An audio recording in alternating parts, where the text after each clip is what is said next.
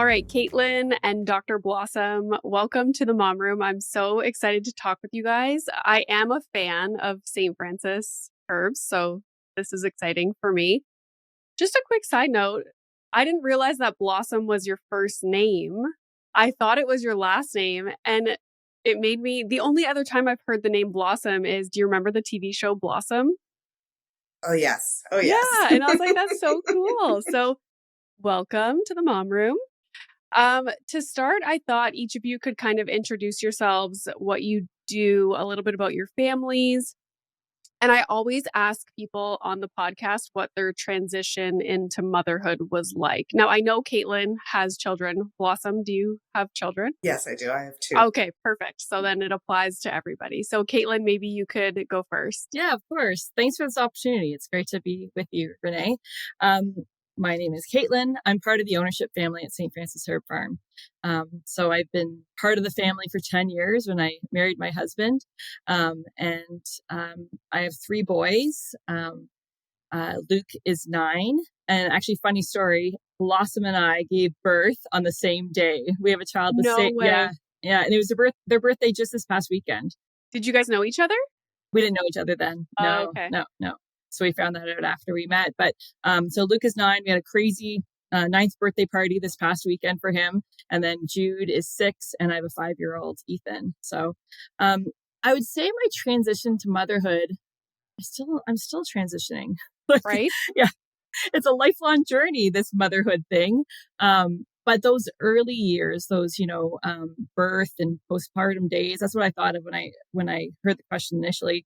I was so fortunate that I had a lot of support. So I think that really does help with the transition. I think it's something that we need as moms, as people around us. And I'm fortunate that I had a mom who was very, I guess, motherly. And her whole philosophy was, I will mother you, Caitlin, so that you can mother the baby. So I had that really, really great support in those early postpartum days.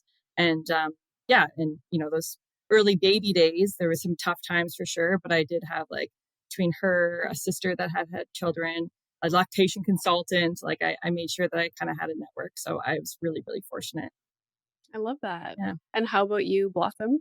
I have a 12-year-old boy who reminded me the other day as we were walking. It's like, I'm not going to be a kid much longer, Mom. I'm going to be a teen in June. Oh, I go, you're not a kid anymore. yeah. So there's that transition of him no longer identifying maybe as being a little kid and ready to leap into the next stage. And then I have a 9-year-old little girl who was born, at the same time or on the same day as Caitlin's little boy. Transition into motherhood was rough for me. I had a wonderful pregnancy. It was my 3rd pregnancy, so he was highly anticipated. I had experienced a couple of losses before him. And I think maybe because of that, I was a little bit anxious and up at night watching him and making sure he was okay. And I just found that transition of no longer having time to myself at all. He was also colicky for the first 12 weeks. It was a huge adjustment and so much easier the second time around. Yeah. Without the colic, without the anxiety of new motherhood, and just that confidence that you gain from having one and going through it all. So, Yeah. It's funny how it's a difficult transition, but depending on the person, you always get a different answer. Like for me, I was such a busybody, and I still am. So it was hard for me it's like, you almost are forced to slow down. Totally. And yeah, you can't get much done. You're tired. And so I struggled with that going from, I had my son when I was 34. And so I had all these years where I was like an independent, going to grad school, doing all the things. And then it was like, stop. I had to take a mat leave from my PhD program, and it was just slow down. And I was like, it was difficult, but it was nice at the same time. But yeah, the transition, everybody has a different experience. So I love asking that question. I have a 5-year-old as well. So, but as a mom, Caitlin, that has 2 older children, what do I have to look forward to? Like, because I'm finding 5 a little bit difficult. And like Blossom, you were saying your son's 12 and he was saying, oh, I'm not going to be a kid anymore. Milo's whole thing right now is like, he's not a baby, but he still kind of sometimes wants to be treated like a baby. Like, can you carry me? And I'm like, you're 5 years old. And so it's like a weird transition right now. But what what is your experience with going from 5 years old to having an older child? I'm kind of looking forward to the older, but then I also miss the baby, like toddler stage. So it's hard. It's hard. Yeah. I mean, I know for me, as my boys get older, I do look back and think, wow, those I had 3 and 5 years. Those baby and toddler years were like so hands-on and so much work. So one of the joys as they're getting older is seeing the independence and sometimes having to kind of challenge their independence a little bit.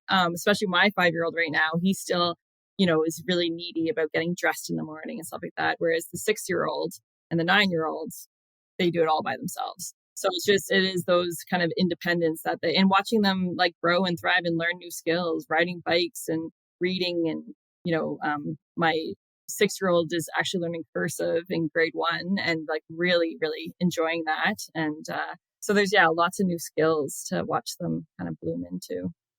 It's funny how all of a sudden, when was it? I think it was even just yesterday. I was like, it's interesting. All of a sudden, Milo doesn't need our help to go to the bathroom. Like all of a sudden, he'll just get up and go without even, I'll be like doing something in the kitchen and he just like up and goes to the bathroom. And I'm like, when did that happen? And it's slowly just like all of a sudden they're at a different stage of independence. And you're like, oh, that's nice. And those stages amplify as they get older, like they're becoming more and more independent faster and faster and faster. And so I think that's why so many people say like, you're going to blink and miss those years because the transition is so fast. Like with my 12-year-old, it's like he hasn't been, in my mind, he hasn't been a kid in a long time, right? Because it just, the independence is faster and faster.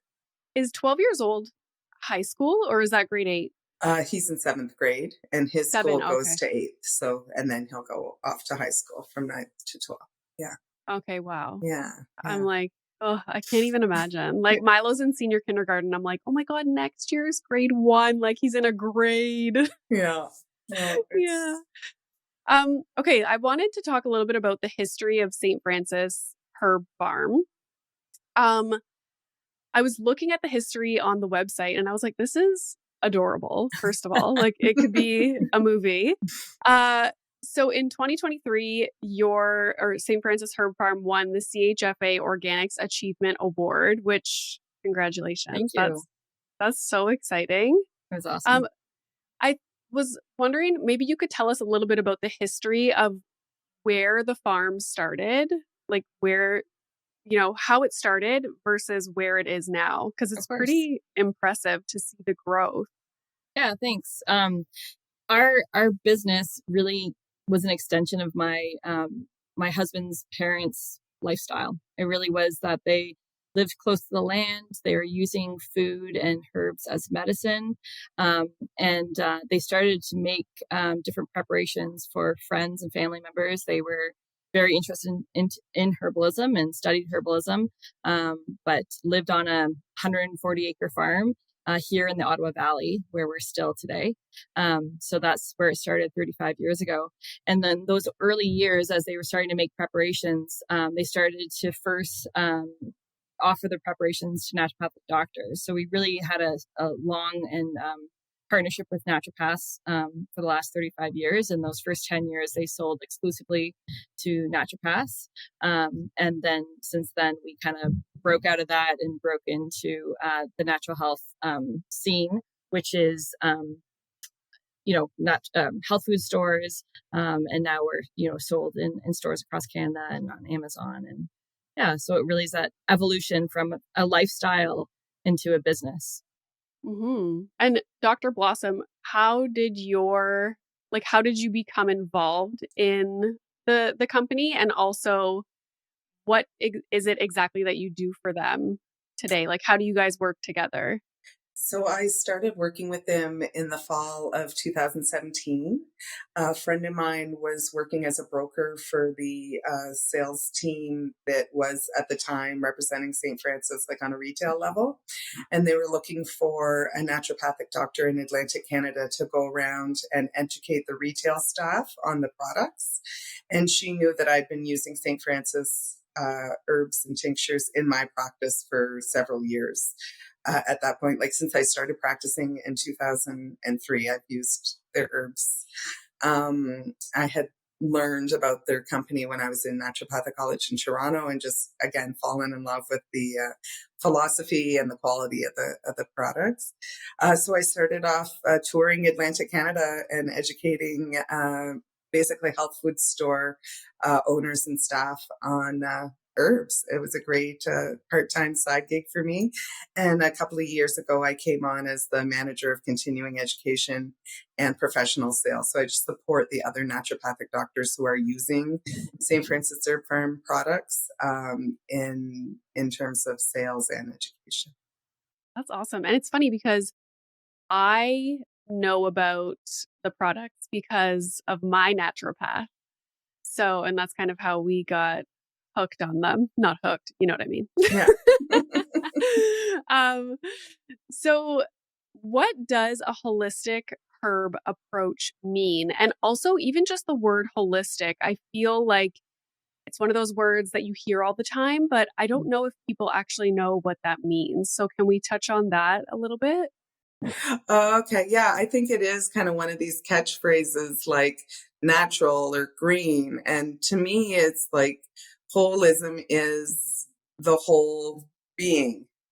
So, body, mind, spirit, or, neurological, physical, emotional, however you want to look at it, it takes into account not just the physical, which a lot of times when it comes to substances we're taking, we're looking for that purely physical change. To be Mhm. a holistic practitioner, I think is looking at how all the parts work together in a synergistic way versus like one body part or one part of someone's life. And I think there's place for both. I love the idea of specialists because they can dive deep and spend years focus on one part of the body, whereas as naturopathic doctors, we like to see the forest and really see the whole picture as much as possible and help educate our patients in terms of how all those things are connected. I just like a quick side note. My husband's a urologist, so he is a specialist. And I'm always looking at more like natural, kind of holistic, reasons for anything that's going on with me. And the more I learn about different things, like through naturopaths or wherever I'm, Pinterest, TikTok, whatever, talking to people like you, everything is so connected. It's wild. And I'll never forget, I had an appointment with my naturopath and she asked me the question like, how are you sleeping? And I was like, that's not why I'm in here. Like you know what I mean? Like it had nothing to do with what we were talking about or what I thought was going on. And she was like, oh, track when you're having your sleep issues. And I bet you it's the week before your period. And I was like, okay. And so I did. And I was like, oh my God, she's right. Like, and then it like led me to learn so many things about like my cycle and my hormones and how all of these things are connected. So it is really worthwhile to take a step back and don't just look at, like, I think I was in there because I was constipated. And it's like, how are you sleeping? I was like, what are you talking about? But it was such like an eye opening. And then you just learn so much about yourself. So And I think yeah. that is something as a naturopathic doctor I hear all the time, like, oh, no one's ever asked me about that before, whatever it is. Because we do want to get that whole picture, not just the swollen knuckle or whatever the Yeah, complaint is. Yeah. exactly. Yeah. And so with regard to a holistic herb approach, maybe Caitlin can speak to. Yeah, for sure. So it's something that we've kind of honed in on and developed at St. Francis. And what we mean by that is that we kind of have these pillars that we run our business off of. So first of all, it's organic farming and organic herbs. We always start with organic herbs, and we've done that for the last 35 years. And then the second pillar would be craft. And so when you're making a herbal product, it really needs to be a craft behind it. And with that, like our process meets the herb. Every herb might have a different way to process it to get the most medicinal power out of it. So really is that craftsmanship, and that's really honed in over the last 35 years. And then our third pillar is science. So we validate, the craftsmanship that we have with scientific testing to make sure that, what we say is in the herb is there. And that kind of that overall holistic herb approach is also saying that we take a holistic approach, kind of like what Blossom was describing, but also that we use the whole herb. There's a lot of herbal extracts in the market that are standardized. So they've taken one component of the herb and said, this is the most medicinal part, and we're going to standardize right to that part. But we're more synergistic than that. We take the whole herb and we say, like, we know there's a lot of things about these herbs we don't know. And it's the synergy. It's really a traditional approach to herbalism and traditional approach to herbs. Okay, so you guys developed the SEED approach, which is an acronym, and we'll get into what each letter means or what it stands for.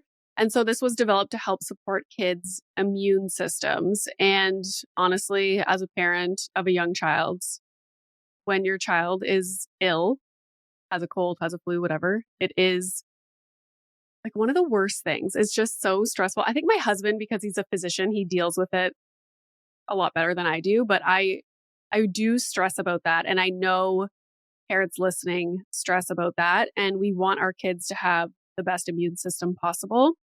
So let's go through each of the letters, and maybe you guys can just give your input on each of these. So the first one is sleep and stress management. So, I mean, how those tie into childhood immunity would be that, lack of sleep is going to affect your ability to fight off those bugs when they do come along, because you're not as rested and your system isn't as strong. And same thing with stress. If you're overly stressed, you're producing more of that stress hormone, cortisol, which has a direct effect on decreasing your immune response. So both of those things are like such pillars in terms of keeping our immune systems ready to go when the fight has to happen. Stress management for kids. Like, what would that even look like? I feel like with sleep, I can, like, okay, he should be getting, which, like, we're going through some sleep issues right now. So I don't really want to, it's a little bit stressful. I need stress management. Okay. But with regard to stress management for kids, what might that look like in a family? Is it like keeping an open dialogue? Like, how your day went at school? Is anything going on? What do you recommend people do for that? I love that concept of open dialogue. I remember years ago I was at a women's summit and we were doing a sharing circle, and there was a grandmother there, and her daughter was there, and the daughter had babes in arms, and she said, I'd go into my kids' room every night at bedtime and I would just say, is there anything you want to tell me?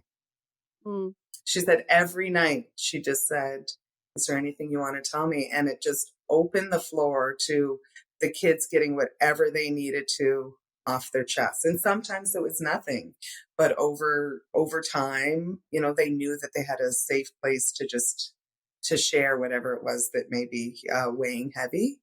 I think a lot of times we do overschedule our kids in today's day and age. And I think that part of stress management could be looking to simplify and have downtime and free play, and allowing kids to find their rhythm versus the rhythm always being imposed on them.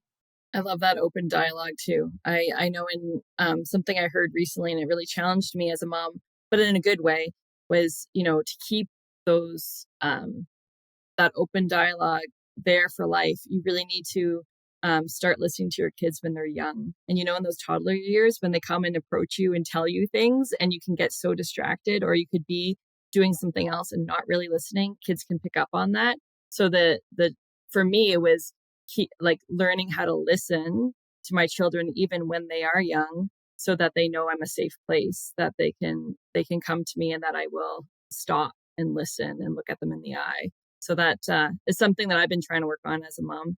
And I think the other thing I've been thinking about with stress management is I was listening to Brene Brown, actually her book Atlas of the Heart recently, and she was talking about different traits in different people. And I was realizing I have one son. They were talking about how anxiety could be either a state or it could be a trait. And I realized that I do have one son that it's more of a like it's a personality trait. He's always, since he was little, he always would say no if we offered him new opportunities. And I was like, oh, it's coming from a place of anxiety. So teaching him about himself and saying, when you're hearing that inner voice of, no, I don't want to try new things. I don't like, can you say you're allowed to be here and I'm going to try, like leaning in. We talk a lot at home about like leaning into the discomfort, and what courage means is like feeling the fear and doing it anyway. So I just think like with stress management, all that is like giving our kids these tools from a very young age and teaching them some of the tools that we've learned even as adults, but like start to introduce it to them at a young age so they can start listening to themselves and learn how to kind of work with themselves or external environments. Yeah. And I think it's worthwhile, like you were saying, it can be harder with young kids. Even with us, I feel like we're planting the seed with Milo. Like, you can always tell mommy and daddy anything, like, but he's not necessarily responsive to that yet. Or it's not like he's going to sit and have, a heartfelt conversation or anything. But like you were saying, when they do come to you to tell you something, giving them your attention. And at that age, it's probably things where as adults, we think like, okay, it's not a big deal. Like I'll never forget when he was really young. It was probably like 2 years old or something. And he had the biggest meltdown because he couldn't bring in, at that time, his favorite thing. His best friend was like this electronic Buzz Lightyear doll thing. And he wanted to bring it in the bathtub with him. And it was like meltdown city. And as an adult, you can look at that and be like, oh my God, like get over it. He can't go in the tub. But putting yourself in their shoes, like this is his best friend. Like he doesn't want to be separated from him. Like it is a big deal. And so if you put yourself in their shoes, what they're coming to tell you, that's important to them. And you have to treat it in that way, like you were saying, so that then you build the trust and they know that they can come to you. And it starts at a young age. So that's there should be something like I bought this deck of cards for my husband and I, and it's like a connect deck. That's what it's for. And you like pick a card and it's questions that you ask each other to start a conversation. Because when you have little kids, you don't talk anymore. It's all about logistics, right? So I was like, this is really good. But now that I think about it, that would be really nice to have one that is made for younger children to like open up dialogue about different things and make it almost like a game. Anyways, I just thought of that. I'm like full of ideas today. We have one of those decks. I got them years ago, but there was one, it was a yoga deck with a pose and the explanation. The other one was a mindfulness deck. And I would do that with the kids in the evening. And they were just like really, it was like very oriented towards little kids. So it's like 3 minutes of, deep breathing or different deep breathing or meditation exercises. And I think that that's an important part of stress management that can be taught gently and subtly very young too. And if they have that tool from that age and they remember it, they can access it for the rest of their life. And with regard to sleep, are you guys, I never know what to do on the weekends if Milo's sleeping in. Are you of like the opinion that like you just let them sleep when they can? Like if they're going to sleep in on the weekend, let it happen? Because sometimes I'm like, oh my God, he's not going to go to bed at night if he sleeps in. Neither one of my kids slept in. I can't relate either. I don't have an sleeping answer. in for us I didn't is go like, through that. 8 a.m. My kids, yeah, even on the weekend, they're up at 6:30. Yeah. Yeah, every day. Every day. And so our hack on the weekend as parents is I do let them watch TV. Yeah. 6:30 in the morning, and we stay in bed till 7:38. But Yeah. when they were really little toddlers, you had to be up with them. But yeah, for whatever reasons, my kids can't sleep past, maybe 7, maybe. That's a sleep in. I love that. Okay, the next letter is E, and it's for eat well and exercise. So I think we could probably spend a week talking about this, and everyone has their own, philosophy and niche. I just think it has to be included. So movement, obviously, preferably, I'd say outside in fresh air with some sunshine. In terms of the immune system, all of those things play a role in circadian rhythm development and staying strong as a human. And then eating well, as close to the ground or as close to the animal as possible would be the most simple tenet of just keeping things as least processed as possible within your lifestyle. Do I grab holistic granola bars as we're running out the door? Of course. Do we go to fast food? We're in the middle of a hockey tournament, yes, but just trying to keep it as close to the original form as possible is what I usually suggest for parents. Yeah, I always say with regard to eating, especially, is like, I think parents can get so stressed out about singular meals or, like one day it was an off day and it was like fast food. There was a birthday party and it was cupcakes. But like zoom out. What did your month look like? And instead of like being stressed about these, one meal here, this and that, like overall, what is the diet like? That's what I try and look at. And then to be mindful, like next week, we're probably going to be traveling up north. Like there's definitely going to be like fast food on the way up north. Like it's hard to travel with kids, I find. Um, but yeah, I think just to not get so bogged down and stressed, to zoom out and just think like overall, our diet has been good in the last 2 weeks. Yeah, that's the way I look at it. And then exercise, I always feel like the one thing I love about school is like they're getting the recess, they're getting gym class, you know what I'm saying? And then, like you were saying about kids being overscheduled, sometimes on the weekend, like we'll stay in our PJs all day, but we're like doing puzzles. We go shovel the driveway, we come back in, maybe we'll put on a movie and sometimes I feel bad. I'm like, oh my God, we're in our PJs. But I'm like, oh my God, like what? You want him to have like a scheduled activity like every second of every day? Like it's fine to just chill. He's in school all week. Like this is his weekend too.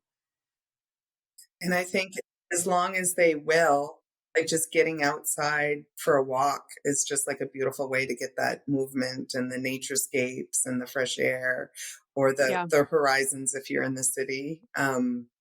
I think that that's really important to us. So it's a good way to stay moving and establish those routines of movement. Yeah. Okay. The next E is establish equilibrium. And I wanted to talk about the Deep Immune product, which I remember being recommended that when Milo was in daycare. Because once your child, either they're starting daycare, they're starting school, they will be picking up every germ in the world. It was like nonstop illness, like nonstop. Now it's better. Like his immune system is, a lot stronger and he's gone through all those initial illnesses. Um, but what would you say about establishing equilibrium? And also, what is in the Deep Immune product? How do parents use it? And how is it helpful for the immune system? So the Deep Immune for Kids is a combination of two herbs that are borrowed from like Chinese medicine, traditional Chinese medicine tradition. They're very often used in their immune formulas. So it's astragalus and codonopsis. And we've combined with that like the colostrum whey soluble, which is a combination of immunoglobulins from animal colostrum. So like the first milk, because that's such an immune booster. It's like a little inoculation of all of the immunoglobulins that the animal has been exposed has produced after being exposed throughout their lifetime. And then it's in a little bit of glycerin for taste and preservation, some water and alcohol for preservation and dilution as well. And what we recommend is to take it in like a cyclical fashion. So we usually recommend 3 weeks on, 1 week off, just so that our immune system has a chance to kind of respond and find that equilibrium on its own. And a lot of people hear the word immune. Okay, we take it when we're sick. We should reach for that when we're starting to get sick. But actually, the deep immune products are designed to be taken when we're well to keep us well. So just to keep that fortitude of our immune system when we're well versus reaching for it when we start to get sick. So, yeah. And is there a certain time of year? Like, do you find some parents use it especially during cold and flu season, like returning to school or even now, January, February? Yeah, I'll usually say, like, as a rule, kind of follow when the clocks change, Right. with the daylight savings. But even with school age kids or daycare, like if your kid is starting daycare for the first time in July, there's no reason to avoid, Yeah. fortifying their immune system for the months leading up to that, and then for the few months that they're in daycare. So it can be taken any time of the year. It's just because we tend to have more of the assault from the bacteria and viruses in the winter that most people are thinking a bit more than. I was just gonna it was maybe a bit of a stretch for us to use the word equilibrium with that E, but I think the reason why we're using that word is to help people find that balance. And we always say the best immune system is a balanced immune system. Astragalus, which is the like king herb in deep immune kids, but also in the deep immune original recipe, is an adaptogen, which is a type of herb that helps your body to adapt to the environment around them. So that whole idea of balancing, adapting, equilibrium, and that's what deep immune and the herbs in it as adaptogens are doing. Yeah, we have the adult version and the kid version. That's what you meant by the original, right? The adult one? Yeah. Yeah, that's right. Yeah. Okay, so D is defend with plant medicine, and specifically wanted you guys to speak on the echinacea. Is it echinacea or echinacea? The former. Really? Echinacea. Echinacea. Oh, we Echinacea. use maybe it's tomato. I would say echinacea. Yeah, so there is a product, echinacea. It is an A in the word, so I'm leaning towards echinacea. 2+ kids. So can you explain? And again, echinacea is something that I've heard about it my whole life, and I know that it's good, but I don't know why, you know? So maybe you could explain a little bit about what that does for us. Okay. So echinacea is like do you know what it looks like? It's that purple cone flower. A lot of people use it as an ornamental. So it's from the daisy family, and it grows really well in my area, Canada. I think probably in Ontario as well. And it's been used like for centuries. When the Europeans first came to Canada, they noticed Indigenous people sucking on the roots of this plant. And it was echinacea. And so when they would suck on the roots, the juices would run back down the back of their throat. And so they would do this if they were starting to feel sick. And so what we've learned through taking this plant and studying its constituents and observing how humans react to it is that it does fortify the fight against viruses. It does directly inhibit pain in that nasopharynx, the nose, throat area. If you have a sore throat, taking echinacea in a way that it'll come in directly in contact with those tissues will actually reduce pain on the spot. And it really does help to shorten the duration of like the common cold and help to fight against flu viruses as well. So it just has so many actions to help defend when you do start to experience symptoms. A lot of people again think like, well, echinacea fights colds and flus, I should take it all winter long, but I see it more of like an herbal antibiotic, whereas if you do that or you're taking it all winter long, it might not respond as robustly as it would when you're just taking it specifically to fight at that time. Is it a liquid? So at St. Francis, we prepare tinctures. That's the main preparation. And one of the reasons for that, for example, for echinacea, is that you do get it right to that area very quickly. Whereas if you're taking capsule, you don't even get exposure in that area. We also have like a spray that like distributes it really well across the back of the throat. But the reason we love tinctures is that they are very absorbable. So they have a very high bioavailability and they have a very long shelf life. And it just makes it easy to adjust the dose range as well. So there are a lot of reasons why that traditional method of tincturing, which is taking the herb and chopping it up or macerating it and then soaking it in a solvent that can take the constituents out of the plant and into that liquid is our preferred way of preparing echinacea as well as many of the other herbs. I find it easier to take things when it's in liquid form.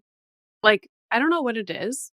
I like remembering to take it, just taking it. It's like, I don't know what it is about capsules, but I'm bad at it. I need to be better, but I just find it easier. All right. So echinacea you take at the onset of symptoms, but the deep immune is something that's more so you can take it for 3 weeks at a time, more of like a prevention thing. Oh yeah, I wanted to mention the sign effect. So I get really bad sinus infections. Every time Milo brings home a new illness, I will get like, he'll be fine in 2 days. My husband might have like a little tiny bit of a sore throat and then it's gone in like a day. And then I get a 2-week long sinus infection. That's like awful. Everything goes to my sinuses. And my naturopath is the one that told me about Effect, which is a St. Francis herb product. It is a liquid, a tincture. And so as soon as I feel even like a sinus infection is starting to come on, taking that has like drastically reduced the severity of it, like the severity of the symptoms and then the length of the sinus infection. And it's like, it's been so helpful. So I just wanted to mention that to you guys. Yeah. So what is the process of developing a product? So obviously you're growing the herbs yourself, like not just only you, Caitlin, by yourself out there, but like, the company has a full-fledged farm where the herbs are grown. So how does it go from even like the idea of what you want the product to be, then to growing the herbs, then to it's in a bottle that we can purchase? Yeah, that's great. So we do have a farm. We're situated in the Ottawa Valley, as I mentioned before, and we have a 50-acre farm. That being said, we don't grow all our herbs here. We have a lot of partners. Different partners across Canada, Alberta, Quebec, Southern Ontario, and then we do source some of our herbs outside of Canada as well. But yeah, we like to think of it as like not just like a seed to shelf, but a seed to body story. That when you're making a high quality herbal product, it does start with the growing, as mentioned before, like the soil health and soil diversity and sourcing organic seed and having organic practices is so important to have a high quality herbal product. So we think of that first. And we, like I said, we partner with other organic farms, and we make sure that we have high quality, processes at the very beginning. When the herb is harvested, it'll come to our facility in either dried format or fresh, and that's where our process meets the herb. Some herbs are better processed when fresh, and others dry, and we have lots of research behind that to validate when it is best to do which. And we always bring our herbs in as whole form as possible, so in cut and sifted form, so in big chunks, and we grind them here. So that's the first step is grinding the herb. And then to make the liquid products that Blossom was mentioning, tinctures, there's a process where it basically kind of sits in a solvent of water alcohol ratio for about 3 weeks. It's stirred every day, and all the medicinal properties of the herb is being left in the product. It's the herb is pressed out, and we're left with this like liquid gold of high potency herbal extract, and then we bottle them right here. We're a very unique supplement company in Canada, where we really do have that full picture. We do develop. I'm actually sitting in our R&D office now, where we do our research and development, and we get product ideas, from the market, from naturopathic doctors. A lot of our products have come from like traditional herbal recipes that have been used for thousands of years. So it's not like we're making up brand new things. It's really using tradition and bringing that back to the market. So we do the R&D here. We bring in our ingredients. We make the product. We bottle the product, and we ship it here to health food stores or to your home. So that's kind of the full picture. Is it available in the US? Just starting to be available in the US. Yes. We are on Amazon.com. A good handful of products there. And we have a US website as well. Oh, cool. So for parents who are wanting to get some of these products, maybe start them themselves or with their children, do you have any tips? Because obviously children can be difficult to get them to ingest anything. So do you have any tips for parents? Like, can you mix it with apple juice, or what do you usually recommend? So my biggest tip would be start them young. Start them before they don't know any better. Like my kids have been taking tinctures forever, and so they're used to it and they kind of know what to expect.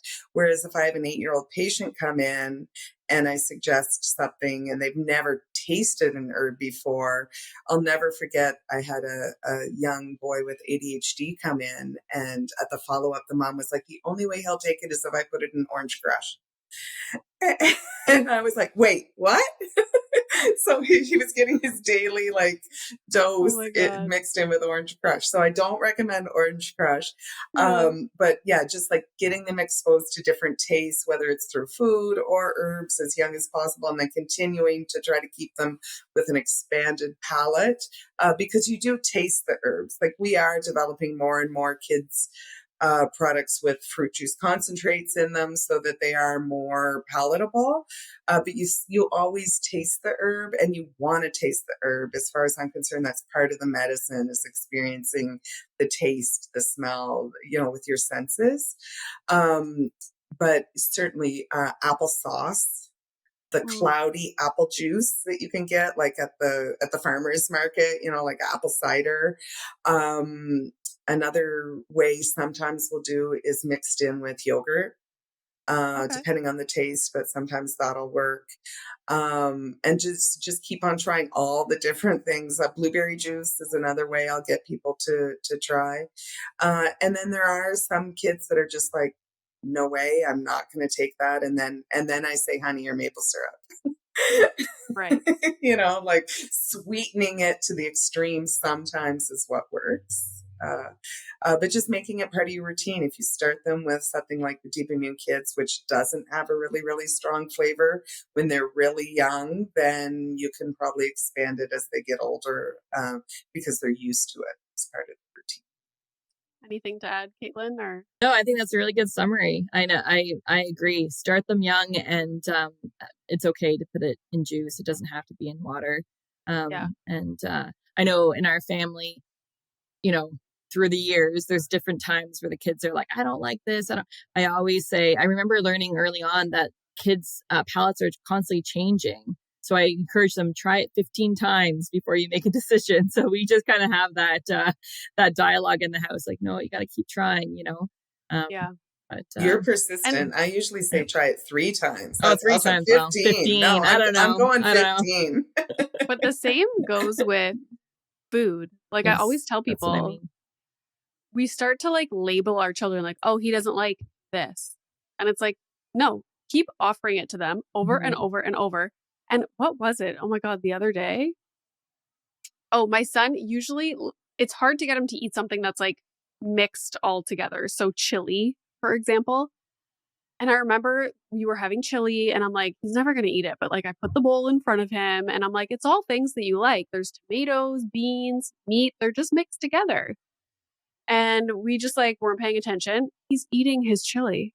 He ate the whole bowl. I was like, okay. And it just goes to show like you have to just keep, you know, maybe they don't like it last year, but all of a sudden he's going to eat it. And he loves chili. Like, Yeah. So Yeah. it's interesting. When I met my husband over 20 years ago, he had a list of foods he didn't like. List of foods, like a pretty extensive list because he didn't like them when he was a child. So yeah. I did the trick, try it 3 times. And like, it really taught him to expand his palate and try things he had never tried before. And now he's like borderline foodie, right? Yeah. So, yeah. And the same, it works in the reverse too. Like I remember my husband and I were in Sudbury, which is where I grew up. And I'm like, oh my God, we got to try this like from whatever restaurant. And I'm like, it's amazing. Like I had it my whole childhood. And then we get it. I'm like, this is awful. I'm sorry. I don't know what I was thinking. Like a random hamburger from someplace. I'm like, this is awful. So it goes both ways. But anywho, what is each of your favorite St. Francis herb products? I'm just curious. I'll say, especially like since we're in cold and flu season right now, I'll say that if I start to feel like I'm coming down with something, especially if it's, well, first of all, maybe I'll say two. If I'm starting to get it in the throat, I'll say our throat spray. It's called Stop It Cold throat spray, and it's very efficient and effective in really capturing just getting rid of that sore throat. It has echinacea in it that we talked about earlier. It also has propolis, which is it's a bee product that's very good for kind of that soothing. And there's actually a whole bunch of herbs in it, but it's very soothing and it will like stop the virus from progressing from my experience. And I would say the other one that if I'm starting to get like a flu where I'm like getting achy and it's starting to kind of get into my body, we have a product called Vireffect. And that one is very effective and kind of just like from my experience, I can really cut a flu out of my life if I catch it early enough. And this is kind of the nice thing about herbs is that they're very powerful and gentle at the same time, and kind of have that effect on the body to nip it in the bud kind of idea. And I'll step outside the immune system because my favorite St. Francis herb product is an adaptogen, and it's rhodiola. So it's maybe a lesser known adaptogen, but it's just the one that works the best for me. So if I'm feeling tired or run down or stressed or even moody or blue, it's my absolute favorite for personal use. For practice, I use like hundreds of herbs every day, but for myself, rhodiola has the top That's notch, I guess. interesting. Yeah. I want to try that. I'm like so into cycle health and like monitoring how I am throughout my cycle. And I feel like I need this in luteal phase. Yeah, you probably do. Yeah, exactly. Okay, well, this was absolutely lovely. I'm so happy I got to chat with you guys. Is there anything new coming up in 2024 that we can look forward to? And also, where can people find St. Herb or St. Francis Herb products? Sure. Actually, speaking of cycles, we have a women's line but we really haven't talked about it much. So this year, we're really going to be working on getting our education down. I'm, like you, passionate about educating women about their cycles. And I think it's just like knowledge is power. That's our mission at St. Francis, empower people on their wellness journey. And part of that journey as women is knowing ourselves and what's happening every month. And there's so much happening, and there's knowledge is power, right? So that's one of our things this year, is really to get our education, and then just kind of do a reboot on our women's line, because there are a lot of herbs that have accompanied women for centuries, in just helping with hormonal balance, different things like that. So you can watch for that this year. And you can find us. We have a very comprehensive website, stfrancisherbfarm.com. And find us on all the social channels. And yeah, we'd love to connect. Yeah, that's great. I'm very excited for this woman's line. Very excited.